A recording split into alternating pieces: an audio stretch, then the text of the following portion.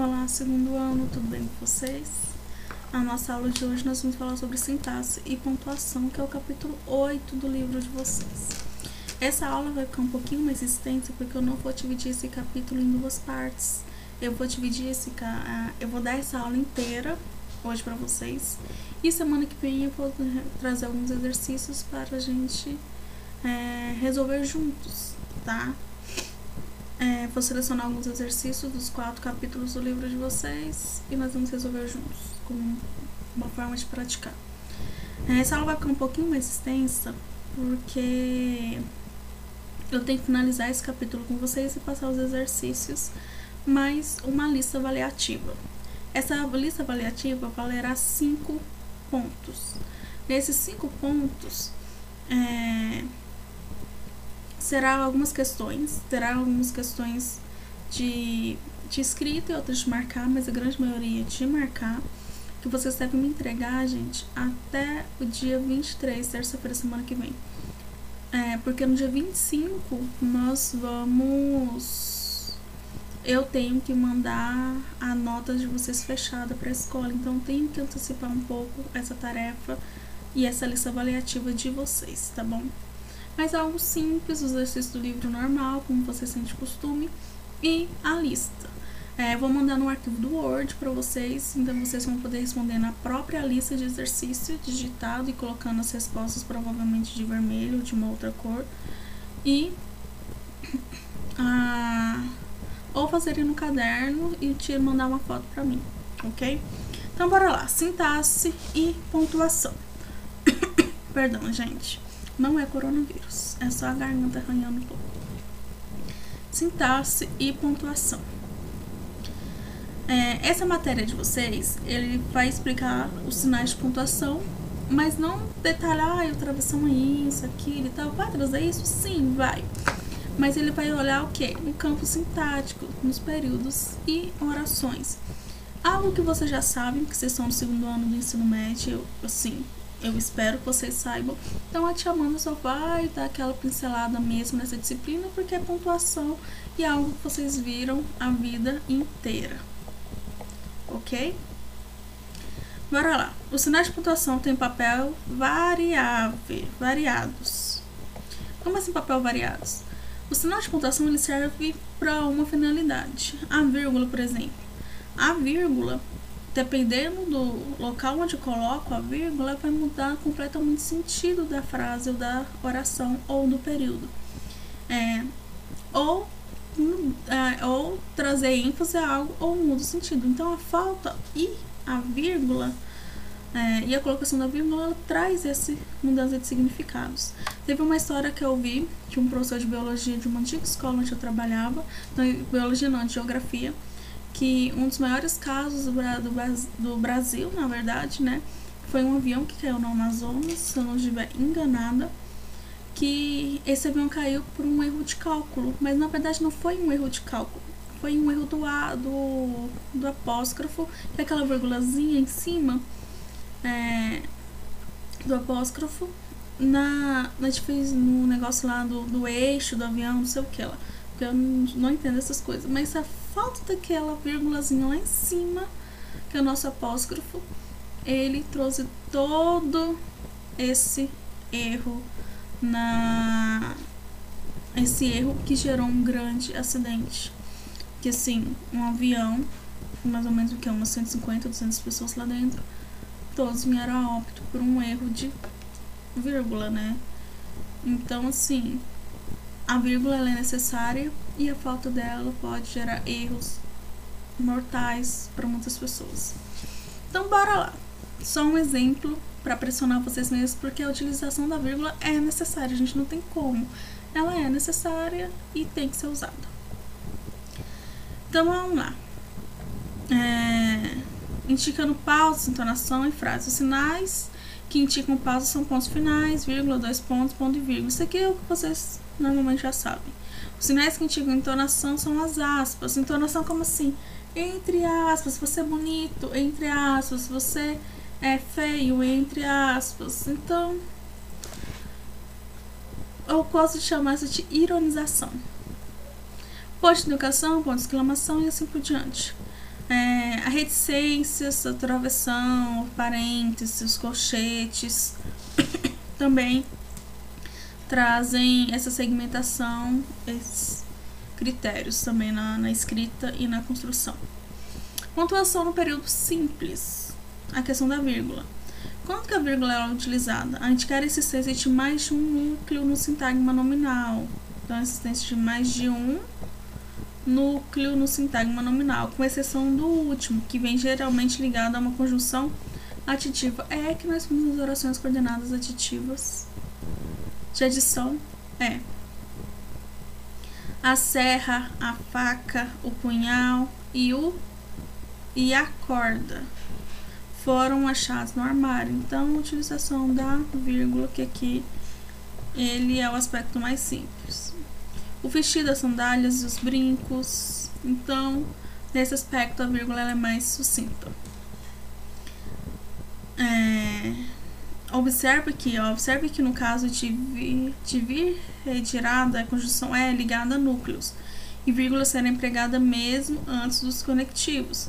Chegaram Pedro e Paulo e Jonas.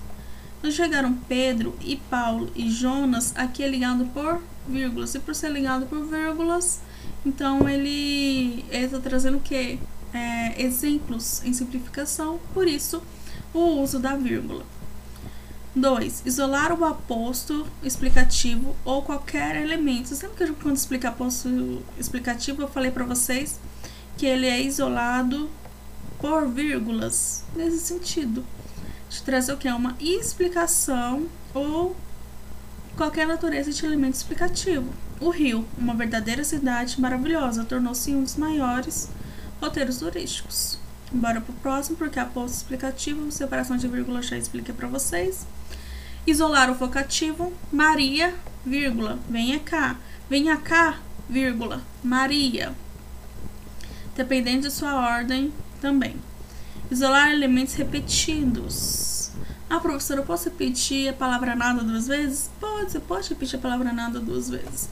Mas vocês têm que colocar vírgula, nada, vírgula. Então, você está trazendo ênfase ao nada. Nada, vírgula, nada pode separar o que Deus une. Nada, vírgula, nada pode separar nós dois, meu amor, meu querido, namorado, não sei o que. Para as meninas romantizar, os rapazes romantizarem aí a parada com sua crush ou com sua namorada. Então, elementos repetidos são separados por vírgula. 5. Destacar o adjunto adverbial. O adjunto adverbial que nós já estudamos no início da oração, quando ela é oração subordinada, no início da oração. Se sua extensão assim pedir, se houver ou não necessidade dessa vírgula, tá? Olha, durante a festa, vírgula. E a vírgula ela serve para o quê? Para realçar o quê? O adjunto. Então, durante a festa, vírgula, eu tô realçando ele. Tô trazendo um ênfase, eu tô falando durante a festa, vírgula, tudo era alegria e sorriso. Então, tô trazendo um ênfase para minha oração principal e ela tá sendo separada por vírgula. Às 10 horas da noite, trazendo um ênfase àquele horário, especialmente às 10 horas da noite, ela saía da sala de aula. 6. Separar o lugar em início de cartas. Fato. Luiz de Fora, que é a cidade, vírgula. Nova York, 11 de setembro, vírgula. Isso aqui no gênero carta, tá bom? Ou separar o vocativo também. Você por uma linha, querido amigo, vírgula, por uma linha, parágrafo, inicia seu texto. Mitigar a elipse, a supressão de uma palavra, geralmente um verbo. Exemplo, o verbo haver, elipse do verbo haver. No jardim, uma luz fosca. No quarto, o escuro. Ela veio de ônibus. Eu de carro. Elipse do verbo vir. Ela veio de ônibus. Eu, vírgula, de carro. Ou, no jardim, uma luz fosca. No quarto, escuro. Então, no jardim havia ali uma luz fosca, no quarto estava o quê? Escuro. Respostas rápidas tipo sim, senhor. Não, senhor. Quando vocês for colocar resposta de prova sim ou não, lembrem de colocar sim, vírgula. Por isso, isso, isso e isso. Trazer explicação. Se coloca sim, emenda tudo. O sim é necessário ter depois dele uma vírgula, porque é uma resposta. E da mesma forma que tudo finaliza com o quê? Com ponto final. Ou interrogação, ou dependendo do tipo de pontuação que vocês querem colocar ali. Que o contexto exigir. O ponto final, realmente fato, ele é uma marca para finalizar o seu discurso, é utilizar para marcar a pausa máxima. O que é essa pausa máxima? Finalizar o seu discurso. Acabei ali, não tem mais o que falar, ponto final. Ponto. Normalmente você encontra ponto final, eu gosto muito de usar esse exemplo, quando as pessoas querem ironizar.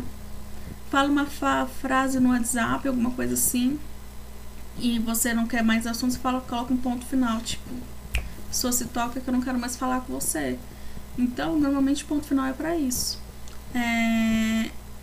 Aí tem pessoas e pessoas, igual no meu caso, quando eu digito no WhatsApp alguma coisa assim, normalmente eu uso as regras de pontuação. Então eu já recebi vezes, tipo, amigos próximos falar ai, Amanda, você colocou ponto final, você não quer falar mais comigo não? Eu disse, não, eu não coloquei ponto final porque eu não quero mais falar com você. Eu coloquei ponto final porque eu tô usando regras de pontuação na conversa inteira. As pessoas normalmente se ofendem com as pontuações. E o ponto final, ele tem vários sentidos específicos ali. Numa briga que você coloca um ponto final, você tá falando assim, é meu argumento e ponto final. Ou uma regra de pontuação numa conversa que você quer tentar ser um pouco mais culta ou formal. Maria partiu cedo, ponto. Levando consigo lembranças, ponto. Também o ponto final ele é usado para finalizar períodos. E também no final das orações absolutas, que nós também já estudamos. Os dois pontos são usados sobretudo para indicar uma ocorrência de uma citação de discurso direto num texto. Discurso direto, o professor de redação de vocês já deve ter explicado discurso direto e indireto. Um discurso direto, 2 pontos. Chegou cansado, olhou para todos e perguntou. Discurso direto é quando há falas através de travessão. Quem são vocês? Marcas e enumerações explicativas.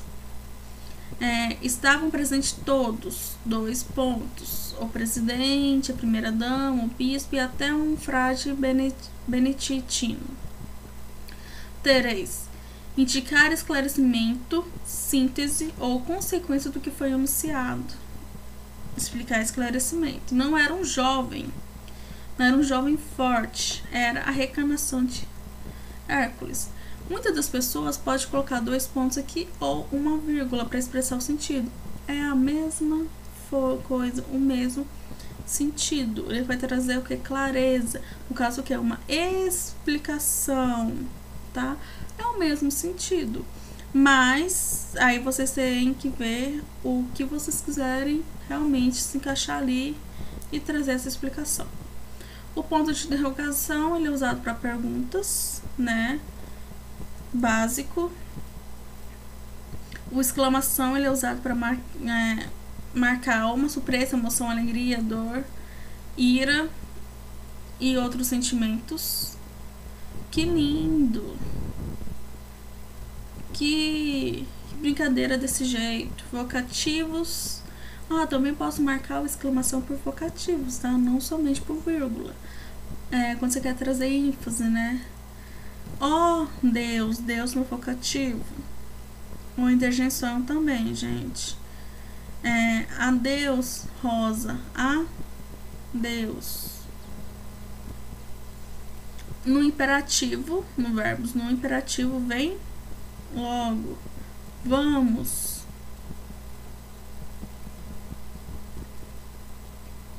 Reticências. O que seriam essas reticências? Tem pessoa, gente, que usa reticências. Eu já vi muitas conversas no WhatsApp que eu tenho hora que me dá vontade de morrer. Porque assim, já reparou quando as pessoas não sabem brigar ou discutir ou quer deixar algo subentendido, coloca reticências? Gente, pra que colocar reticências Se você não quer falar sobre aquilo, é só colocar o ponto final e ponto. Você não precisa trazer 3 pontinhos, tipo, eu tenho algo pra te falar, mas não quero te falar. Que sentido faz isso? Então, por isso que a reticência me ira um pouco nesse aspecto de pessoa que não sabe argumentar. Mas como eu sei que vocês sabem, e sabem colocar uma reticência no texto, porque vocês sabem argumentar, então a reticência ela serve para isso. A reticência ela serve também para abreviar assuntos. Como assim? Você coloca como se estiver uma continuação ali daquele assunto. Olha, a marca da reticência. O que a reticência normalmente faz? Ela é uma marca de suspensão na melodia da frase. Já ouviram aquela música que você quer colocar só o refrão e antes de você escrever o refrão você coloca reticência? Por quê? Porque prova que tem algo a mais escrito assim, que você não quer trazer ênfase, você está trazendo ênfase somente ao refrão. E no final do refrão que você termina de escrever, você coloca reticência novamente porque tem o restante da música. Então bora lá. Primeiro, ruptura do raciocínio e início de novas considerações. Minha mãe estava pensando que...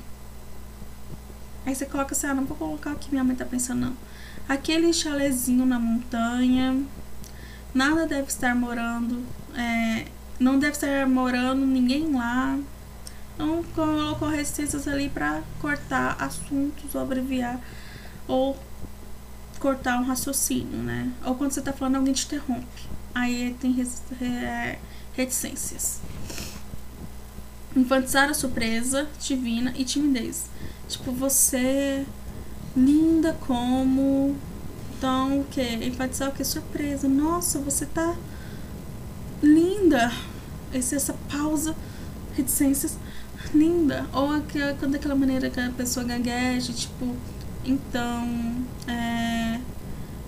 você linda como ninguém mais, está sozinho nessa festa.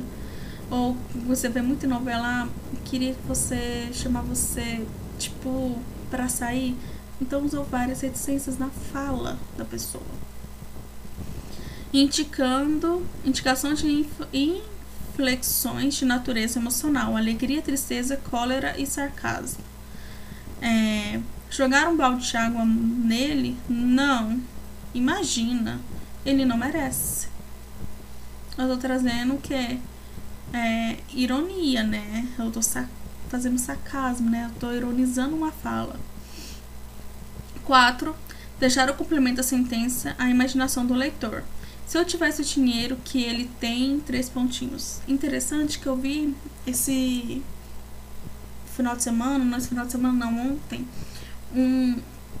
um post no Instagram que era assim: se você acordasse num lugar como esse, o que você faz? 3 pontinhos. Uma pessoa acordando num chalé muito bonito na montanha e mergulhando no mar com café. E assim, o que você faz? 3 pontinhos. Então você trazer o que? Essa reticência. O que você estaria fazendo? Força a sua imaginação, tipo, um comentário que eu achei incrível foi: nossa, eu não faria. Se eu acordasse num lugar desse, o que você faria era não jogar o café, não mergulhar com café. Então, assim, gerou esse complemento da sentença na imaginação do leitor. Normalmente tem muito isso em textos literários. Indicar interferência no discurso.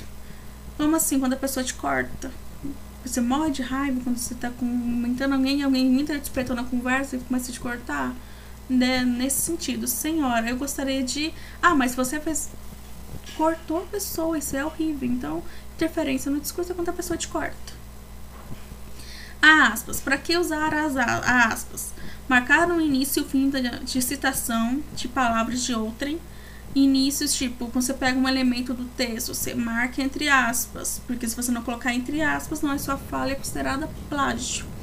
O Alfredo já deve ter explicado isso para vocês em redação, quando vocês pegam elementos da coletânea da redação, né, do texto motivacional, da proposta de redação, e coloca lá no texto sem aspas. Isso no Enem é considerado plágio, cópia do texto motivador, e é cortada essa parte do seu texto, e consequentemente você acaba perdendo nota por fazer isso, ok, gente? Então, bora lá. Sempre marcar por aspas. Marcar estrangeirismo, neologismo, arcatismo e vulgarismo. Tipo estrangeirismo, tipo entre aspas. Chegou à lanchonete e pediu um hot dog. Acentuar o valor expressivo de uma palavra. O eu, você tá dando ênfase a quem? A eu.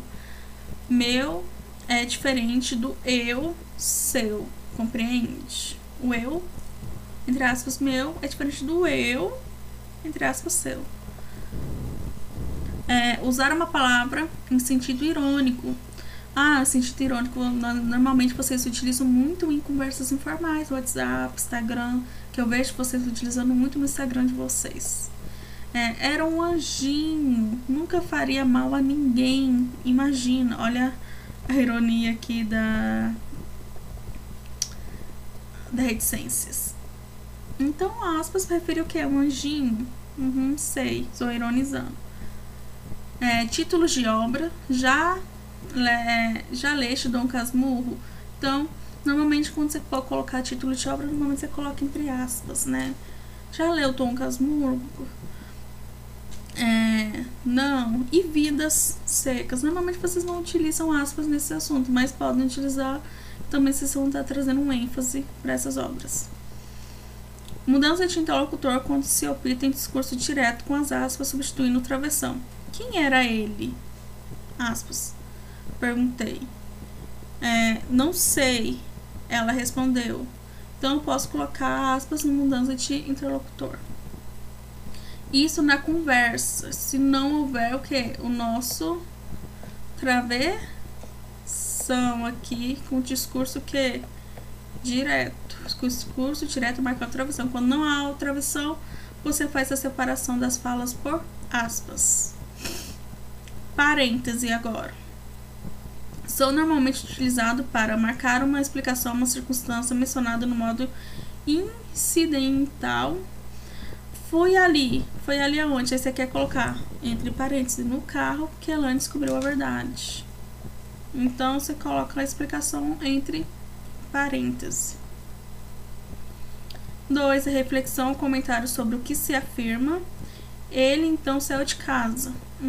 Embora não se devesse ter feito. Embora não tivesse sair para procurar sua amada. A explicação entre parênteses, ela não vai alterar no sentido do seu texto. Você só está trazendo um a mais ali entre parênteses. Mas quando você for ler, normalmente eu gosto de ler assim: ele saiu de casa para procurar sua amada. Ponto. A frase é isso. O que está entre parênteses é só uma explicação do termo anterior. Casa, embora que não deveria sair de casa, mas saiu, né? Enfim. Mas normalmente vocês não precisam. O parênteses ele só traz para você trazer uma explicação entre parênteses, tipo uma ideia a mais. Mas quando você faz a leitura, você faz normalmente a leitura sem o parêntese para entender o sentido da frase. Nota emocionalmente sobre quem afirma. E depois se levantou olhando para a minha mulher. Meu Deus, quase enlouqueci. Então uma nota emocionalmente, uma nota que você coloca para si mesmo. Depois termina a frase. Mas não usaria gritar com ela. O uso do travessão, gente, como nós temos aqui. Discurso direto, você usa o travessão. Marca do interlocutor, suspensão ou retorno de sua fala. O que você fez, travessão? Ela perguntou. Não vê que estou doente? Desculpe-me, papai. Tentei argumentar. Fiz isso porque estava entediado. Então, marcas de fala, discurso. Uso do travessão, discurso direto. Substituir o parênteses nos casos mencionados anteriormente. Eu posso substituir os parênteses por travessão? Sim, posso substituir.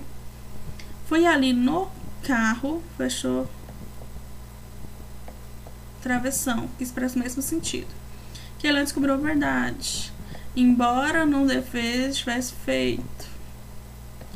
Mas o travessão ele é usado assim muito para textos formais. Eu prefiro manter os parênteses nos textos porque traz uma ideia tipo minha, particular minha. Isso em textos informais. Nos textos formais, os parênteses ele é mais utilizado em artigos, artigos de opiniões, artigos científicos. Os travessões são mais utilizados do que os parênteses. Mas só difere nesses dois aspectos. Pontuação no período composto, o uso da vírgula nas orações coordenadas sintéticas. Saiu de casa, vírgula, tomou banho. Então são orações completas, são separadas por vírgula, como nós já vimos. 2. Isolar a oração intercaladas. Marta, disse ele. O que são essas orações intercaladas? Marta, disse ele. Disse alguém, né? Então, disse ele sempre vai ser separado por vírgulas. Disse Paula. Ou eu disse. Você vai ver muito isso em textos literários, pausado por travessão aqui, em vez dessa vírgula. Mas a vírgula depois de Paula, ou ponto final. Separar as orações coordenadas sintéticas, salva as introduções por e aditivos. Normalmente, vem, que a tua mãe está chamando. Saia, mas não encontrei. Vi o ônibus e persegui-lo pela estrada. Então aqui não há o uso das orações da vírgula. Veja que a ocorrência da vírgula separando orações coordenadas sintéticas aditivos introduzidos por é a exceção. O i, não a vírgula antes da conjunção aditiva i, tá bom? É a exceção e não regra. Entretanto, deve-se ressaltar que a vírgula antes do aditivo, do i, aditivo ocorrerá obrigatoriamente caso o sujeito da oração aditiva seja diferente da oração anterior. Ele não veio aqui e eu não pude dizer-lhe nada. Ele é um sujeito e eu sou um outro sujeito. Então, há o uso da vírgula nesses casos. Presta atenção. Venha reiterada, caracterizando um policiteto. O que é policiteto? Vários usos da conjunção aditiva, como nós vimos no item um pouquinho mais a seguir lá sobre substantivo, sobre vírgulas pausadamente na conjunção aditiva. Ele ria e gritava e pulava e corria e ponto. Por quê? São que termos diferentes. Ele gritava, ele pulava, ele corria. Então, tudo voltado ao meu termo, ele. 3. Seja necessário separar por paralelismo o e aditivo que indica a oração aditiva de um e aditivo que coordena o termo das orações anteriores. Comprou doces e salgados. Um ponto final aqui seria a mesma forma. E saiu contente da loja. Então, ele comprou doces salgados e saiu contente. Você viu que houve a mudança de assunto aqui? Então, por essa mudança, há o uso da vírgula antes da adição e. Haja necessidade de separar complementos de verbos distintos. Bebeu vinho e pão, comeu pouco. Então, bebeu vinho, a vírgula aqui, e pão, comeu, por causa do meu verbo, pouco. Separar orações coordenadas sintéticas alternativas que forem preferidas com pausa.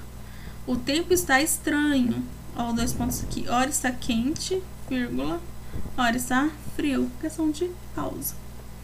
O uso do ponto e vírgula nas orações coordenadas. Separar a parte de um período dos quais pelo menos uma já está marcada por vírgula. Ponto vírgula. Vim do carro. Ele de ônibus. 2. Separar orações longas da mesma natureza. Não podia chorar. Ele era um lutador. Ele tinha demais para entregar as lágrimas. Então, normalmente você coloca ponto e vírgula. Você coloca muito ponto e vírgula quando você quer separar sentenças. No primeiro aconteceu isso, ponto e vírgula. No segundo, ponto e vírgula. No terceiro, e assim por diante. Em sentenças, vocês fazem muito isso no período composto, em textos. Marcar o alongamento da pausa antes das orações coordenadas sintéticas adversativas. mas, porém, contudo, todavia, no entanto, entretanto, que eu já expliquei para vocês nas orações coordenadas, que é a separação por vírgula, obrigatório por vírgula. E nas conclusivas, logo, portanto, pois... Nossa, isso aqui é o super torto. Logo, portanto, pois... Isso acentua o valor de coordenação. O governo anunciou que não haverá aumento de preço na gasolina. Porém, olha aqui o porém, a coordenada adversativa, deve-se ficar atento. Porém, aqui, ponto e vírgula também exerce o mesmo valor da vírgula. Aqui também.